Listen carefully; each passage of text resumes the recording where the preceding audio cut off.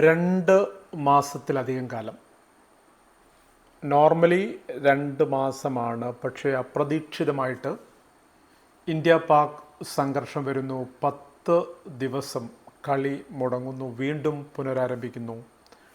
ആ രീതിയിൽ 2 മാസം പിന്നിട്ട് ഏകദേശം 70-ലധികം മത്സരങ്ങൾക്ക് ശേഷം ഇന്ന് അഹമ്മദാബാദിലെ നരേന്ദ്രമോദി സ്റ്റേഡിയത്തിൽ ഇന്ത്യൻ പ്രീമിയർ ലീഗ് ക്രിക്കറ്റിൻ്റെ 18ാം പതിപ്പിന് സമാപനമാവുകയാണ്. വലിയ ക്ലൈമാക്സ് എന്ന് പറയുന്നത് ഇതുവരെ കപ്പടിച്ചിട്ടില്ലാത്ത 2 ടീമുകളാണ് ഇന്ന് വലിയ വേദി എന്ന് പറയുമ്പോൾ ലോകത്തിലെ നമ്പർ 1 കപ്പാസിറ്റിയിൽ 1.5 ലക്ഷത്തോളം പേർ കിരീടമുള്ള സ്റ്റേഡിയമാണ്. അവിടെ 2 പുതിയ ടീമുകൾ, അതായത് പഞ്ചാബ് കിങ്സ് ഒരു ഭാഗത്ത്, മറുഭാഗത്ത് ബാംഗ്ലൂർ റോയൽ ചലഞ്ചേഴ്സ്. ഈ 2 ടീമുകളും ഇതുവരെ കിരീടം നേടാത്തവരായതുകൊണ്ട് തന്നെ പുതിയ ചാമ്പ്യന്മാർ ഇന്ന് ഉറപ്പാണ്. ആര് കപ്പടിക്കും എന്നതാണ് ചോദ്യം.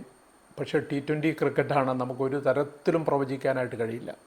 ഇതേ ടീമുകൾ ദിവസങ്ങൾക്ക് മുമ്പ് ഫസ്റ്റ് ക്വാളിഫയറിൽ ഏറ്റുമുട്ടിയപ്പോൾ വളരെ അനായാസമായിട്ട് വിരാട് കോഹ്ലിയുടെ ബംഗളൂരു റോയൽ ചാലഞ്ചേഴ്സ് പഞ്ചാബ് കിങ്സിന് ഇല്ലാതാക്കിയ ഒരു കാഴ്ച നമ്മൾ കണ്ടതാണ്. അതേ പഞ്ചാബ് കഴിഞ്ഞ ദിവസം ഇതേ വേദിയിൽ മുംബൈ ഇന്ത്യൻസിനെ പോലെ വലിയ ഒരു ടീമിൽ 203 റൺസെല്ലാം പിന്തുടർന്ന് ഒരു ഓവർ ബാക്കി നിൽക്കെ പിന്തുടർന്ന് ജയിക്കുന്ന കാഴ്ചയും നമ്മൾ കണ്ടതുകൊണ്ട് അൺപ്രഡിക്റ്റബിളാണ് T20 എന്ന് പറയാം. പക്ഷേ മൊത്തം നമ്മൾ മത്സരത്തിലേക്ക് വരുമ്പോൾ ഈ ഫൈനലിൻ്റെ ഒരു സവിശേഷത, ഇപ്പോൾ വൈറ്റ് ബോൾ ക്രിക്കറ്റിൽ ഇപ്പോൾ ഏകദിനങ്ങളിൽ മാത്രം, അതായത് ടെസ്റ്റ് ക്രിക്കറ്റൊക്കെ വിട്ട ഒരാളാണ് വിരാട് കോഹ്ലി. അദ്ദേഹം ഏകദേശം വിരമിക്കൽ, അതായത് ഇനിയിപ്പോൾ അദ്ദേഹം വൺ ഡേ ക്രിക്കറ്റിൽ മാത്രമേ രാജ്യാന്തര തലത്തിലുള്ളൂ. 18 സീസൺ, കഴിഞ്ഞ 17 സീസൺ, ഇത് 18ാം സീസൺ. ഈ സീസൺ വരെ ഗംഭീരമായി കളിച്ച വിരാട് കോഹ്ലി ആർ സി ബിക്കൊപ്പം തന്നെയാണ് എപ്പോഴും ക്യാപ്റ്റനായിരുന്നു. ഇപ്പോൾ ക്യാപ്റ്റനല്ല അദ്ദേഹം. എങ്കിലും ഇതുവരെ അദ്ദേഹത്തിന് ലഭിക്കാത്തൊരു കിരീടമാണ് IPL എന്ന് പറയുന്നത്. അതുകൊണ്ട് ബാംഗ്ലൂർ റോയൽ ചാലഞ്ചേഴ്സ് എന്ന ടീം മാത്രമല്ല, ക്രിക്കറ്റിനെ ഇഷ്ടപ്പെടുന്നവർ, വിരാട് കോഹ്ലി ഇഷ്ടപ്പെടുന്നവരൊക്കെ ഒന്ന് ആഗ്രഹിക്കുന്നുണ്ട് അദ്ദേഹത്തിന് ഈ കപ്പ് വേണം. പണ്ട് നമ്മളിങ്ങനെയൊക്കെ ആഗ്രഹിച്ചതല്ലേ. കാരണം മെസ്സിക്കൊരു വേൾഡ് കപ്പ് ലഭിക്കാതെ വന്നപ്പോഴേ 2022 ഖത്തറിൽ നമ്മൾ കണ്ടതാണ്. സച്ചിൻ ടെണ്ടുൽക്കർ എന്ന് പറയുന്ന ഇതിഹാസ തുല്യനായ ഒരു താരം, അദ്ദേഹത്തിൻ്റെ പേരിൽ ഒരു വേൾഡ് കപ്പ് ഇല്ലാതെ വന്നപ്പോൾ 2011 മുംബൈ വാങ്കഡയിൽ നമ്മൾ കണ്ടതാണ്. അപ്പോൾ വലിയ പ്രതീക്ഷകൾ, വലിയ ലക്ഷ്യങ്ങളുമായിട്ട് ഇത്തവണ വിരാട് കോഹ്ലിയിലേക്ക് വന്നു കഴിഞ്ഞാൽ വളരെ ഗംഭീരമായിട്ട്, ഏറ്റവും ഒടുവിൽ കളിച്ച മത്സരത്തിൽ പോലും വളരെ ഗംഭീരമായിട്ട് അദ്ദേഹത്തിൻ്റെ അതായത് ഗ്രൗണ്ടിൽ അദ്ദേഹം പ്രകടിപ്പിക്കുന്ന ഒരു താല്പര്യമുണ്ട്, ഒരു വീര്യമുണ്ട്, ഒരു തരത്തിലുള്ള അദ്ദേഹത്തിൻ്റെ ഗെയിമിനോടുള്ള അദമ്യമായിട്ടുള്ളൊരു ആവേശമുണ്ട്. ആവേശം നമ്മളെല്ലാ മത്സരങ്ങളിലും കാണുന്നതാണ്. അതുകൊണ്ട് അദ്ദേഹത്തിനൊരു കിരീടം വേണം എന്നുള്ളതാണ് നമ്മളൊക്കെ ആഗ്രഹിക്കുന്നത്. സത്യം പറയാം, വിരാട് കോഹ്ലിക്ക് അത് വേണം. വിരാട് കോഹ്ലിയുടെ ബംഗളൂരു റോയൽ ചലഞ്ചേഴ്സ് അഥവാ RCB എന്ന ടീം ശക്തമാണ്. ഈ ചാമ്പ്യൻഷിപ്പിൽ 2 മാസത്തിലധികം ദീർഘിച്ച ചാമ്പ്യൻഷിപ്പിൽ വളരെ കൺസിസ്റ്റൻ്റായിട്ട് പെർഫോം ചെയ്തിട്ടാണ് അവർ മുന്നോട്ട് വന്നിരിക്കുന്നത്. കോഹ്ലി മാത്രമല്ല, രജത് പടിദാറാണ് ടീമിൻ്റെ നായകൻ. കോഹ്ലി കഴിഞ്ഞ് ആ ടീമിൽ നല്ല കുറേ ബാറ്റേഴ്സുണ്ട്. അതായത് ജിതേഷ് ശർമ്മ എന്ന വിക്കറ്റ് കീപ്പറെ നമ്മൾ കണ്ടതാണ്. ഏറ്റവും ഗംഭീരമായിട്ട് അദ്ദേഹം കളിക്കുന്ന ഒരു കാഴ്ച. ഫിൽ സോൾട്ട് എന്ന് പറയുന്ന വിരാട് കോഹ്ലിക്കൊപ്പം ഇന്നിങ്സ് ഓപ്പൺ ചെയ്യുന്ന ഒരാളുണ്ട്. അതായത് ഈ 2 പേർ അല്ലെങ്കിൽ മുൻനിര മാറ്റി നിർത്തി കഴിഞ്ഞാൽ ആ ടീമിൻ്റെ ബാറ്റിംഗ് ലൈനപ്പിലേക്ക് ധാരാളം നല്ല ബാറ്റേഴ്സ് ഉണ്ട്. നല്ല ബാറ്റേഴ്സ് കളിക്കുന്ന ഒരു സംഘമാണ്.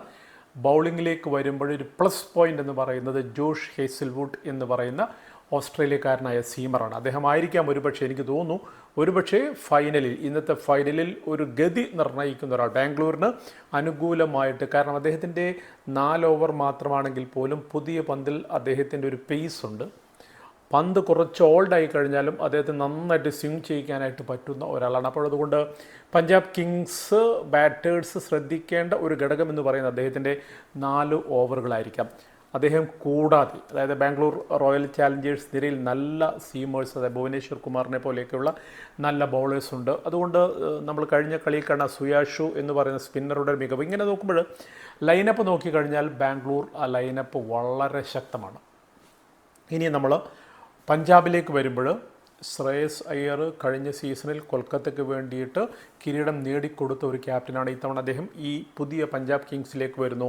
റിക്കി പോണ്ടിങ്ങാണ് അമരത്തുള്ളത്. നല്ല കുറേ താരങ്ങൾ, ഇന്ത്യൻ താരങ്ങൾ, പ്രഭ്സിമ്രൻ സിംഗ് ഉണ്ട്, പ്രിയാൻഷു ആര്യ, ഈ 2 പേരാണ് ഇന്നിങ്സിന് ഓപ്പൺ ചെയ്യാറുള്ളത്. അതിനുശേഷം ജോഷ് ഇൻഗ്ലിസിനെ നമ്മൾ കഴിഞ്ഞ കളിയിൽ കണ്ടതാണ്. ജസ്പ്രീത് ബുംറയെ പോലെ ഒരാൾക്കെതിരെ ഒരു ഓവർ 20 റൺസ് എടുക്കുക എന്ന് പറയുന്നത് അത് ചില്ലറ കാര്യമൊന്നുമല്ല. അത് നേടിയ ഒരാളാണ്. 50 അദ്ദേഹം വളരെ ഗംഭീരമായിട്ട് അദ്ദേഹം കളിച്ച് നമ്മൾ കണ്ടതാണ്. അതിനുശേഷമാണ് ശ്രേയാംസ് വരുന്നത്. അതായത് അദ്ദേഹമാണ് ശരിക്കും മുംബൈ ഇല്ലാതാക്കിയ ഒരു ഇന്നിങ്സ് കാഴ്ചവെച്ച ആൾ. ഗംഭീരമായിട്ട് കളിച്ചിരുന്നു അദ്ദേഹത്തിന് ശേഷവും നല്ല ബാറ്റേഴ്സ് വരാനിരിക്കെ ബാറ്റിംഗ് ഇപ്പം ശശാങ്ക് സിംഗിനെയൊക്കെ പോലെയുള്ള ഏത് ക്രിട്ടിക്കൽ കണ്ടീഷൻസിലും വളരെ അനായാസം കളിക്കാവുന്ന സ്കോർ നേടാവുന്ന ബാറ്റേഴ്സാണ് ശശാങ്കിനെ പോലുള്ള. അങ്ങനെ നോക്കുമ്പോൾ ബാറ്റിംഗ് ലൈനപ്പിൽ പഞ്ചാബ് ശക്തരാണ്. അവരുടെ ബൗളേഴ്സിലേക്ക് വരുമ്പോഴാണ് അർഷദീപ് സിംഗ് ഉണ്ട്, കൈൽ ജാമിസൺ ഉണ്ട്, സ്പിന്നറായിട്ട് യൂസഫേദ് ചാഹലുണ്ട്, വൈശാഖ് ഉണ്ട്. ഇങ്ങനെ കുറേ ബൗളേഴ്സ് ഉണ്ടെങ്കിൽ പോലും ജോഷ് ഹേസിൽവുഡിനെ പോലെ എക്സ്പീരിയൻസ്ഡ് ആയിട്ടുള്ള നല്ല ഒരു സീമറുടെ അഭാവം അവിടെയുണ്ട്. അതൊരു പ്രശ്നം തന്നെയാണ്. അതുകൊണ്ട് മൊത്തം നമ്മൾ ടീമുകളെ വിലയിരുത്തുമ്പോൾ, മത്സരങ്ങളെയൊക്കെ വിലയിരുത്തി നോക്കുമ്പോൾ ഈ കപ്പ് RCBയിലേക്ക് പോവാൻ വലിയ ഒരു സാധ്യത ഞാൻ കാണുന്നു. അതിന് രണ്ട് കാര്യങ്ങളാണ്. ഒന്ന്, വിരാട് കോഹ്ലിയുടെ ഒരു ഇഷ്ടം, അതൊന്നാണ്. ആ ഇഷ്ടത്തിലേക്ക് നമ്മൾ മാത്രമല്ല ഏകദേശം എല്ലാവരും വരുന്നുണ്ട്. രണ്ട്, നേരത്തെ പറഞ്ഞതുപോലെയുള്ള ജോഷ് ഹേസിൽവുഡ് എന്ന് പറയുന്ന സീമറുടെ ഒരു റോൾ അവിടെയുണ്ട്. അദ്ദേഹം ക്രിട്ടിക്കൽ മാച്ചസിലൊക്കെ നമ്മൾ വൺ ഡേ വേൾഡ് കപ്പിൻ്റെ ഫൈനൽ ഉൾപ്പെടെയുള്ള വേദികളിലൊക്കെ കണ്ടത് വലിയ മാച്ചസിൽ വളരെ ഗംഭീരമായിട്ട് പെർഫോം ചെയ്യുന്ന ഒരാളാണ്.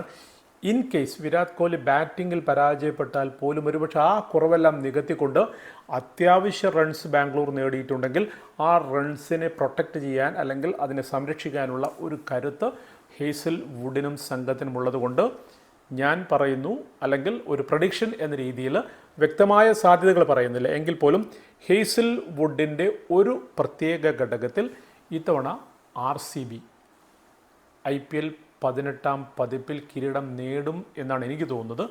ഇനി നമ്മൾ പഞ്ചാബിനെ കുറിച്ച് പറയണമല്ലോ. പഞ്ചാബ് ശ്രേയാംസ് അയ്യർ എന്ന് പറയുന്ന ക്യാപ്റ്റൻ വളരെ ഗംഭീരമായിട്ട് കളിക്കണം. അതായത് ബൗളേഴ്സിൽ ഹർഷദീപ് സിംഗിനെ നമുക്കറിയാം, എങ്കിൽ പോലും ഹർഷദീപ് സിംഗ് കഴിഞ്ഞ മത്സരത്തിലൊക്കെ നന്നായിട്ട് അടി വാങ്ങിയ ഒരു ബൗളറാണ്. ചില ഘട്ടങ്ങളിൽ അദ്ദേഹം പെർഫോം ചെയ്യുമെങ്കിൽ പോലും പഞ്ചാബിന് പ്രധാനമെന്ന് പറയുന്നത് ബാറ്റേഴ്സാണ്. നല്ല ബാറ്റേഴ്സ് ഉണ്ട്, നല്ല സ്കോറും അവർ പിന്തുടരുന്നവരാണ്. ബാറ്റേഴ്സ് കോൺട്രിബ്യൂട്ട് ചെയ്താൽ പഞ്ചാബിന് ചെറിയ എഡ്ജ്. പക്ഷേ മൊത്തം വിലയിരുത്തുമ്പോൾ ഹേസിൽവുഡ് പ്ലസ് കോഹ്ലി ബാംഗ്ലൂർ.